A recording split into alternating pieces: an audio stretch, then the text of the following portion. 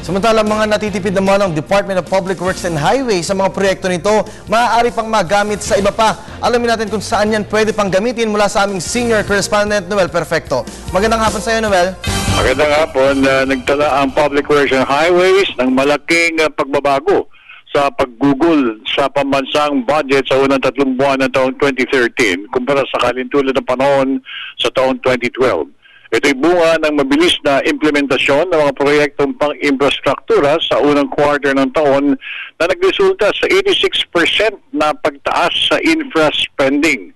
Ayon kay Secretary Rogelio Singson, nakagastos ng 18.7 billion pesos mula sa Enero hanggang Marso noong taon 2012 para sa mga projects na pangkaunlaran. Samantalang naitala naman ng paggugol sa 34.8 billion pesos para sa parehong buwan ngayong taong 2013.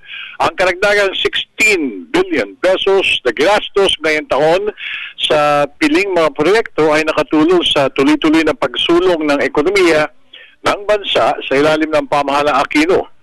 Bunga ng mga reformang pinatupad ng kagawaran na nakaayon sa paggawa ng mga proyekto sa tamang presyo, nagkaroon ng 16.3 billion pesos fund savings ang pamahalaan dahil na rin sa pagpapatupad ng kagawaran ng open, transparent, competitive public bidding mula Hulyo 2010 hanggang kasalukuyan. Nakafocus din ayon kay Singson ang kagawaran ng tamang proyekto na maglalapit sa tao sa mga goods at services, pamilihan at production areas at mga daan patungo sa mga tourism destinations. So yun muna ulat mula pa rin sa Maynila. Kasama pa rin si Barry Humol, Erwin Navarro, Noel Perfecto, Telebisyon ng Bayan.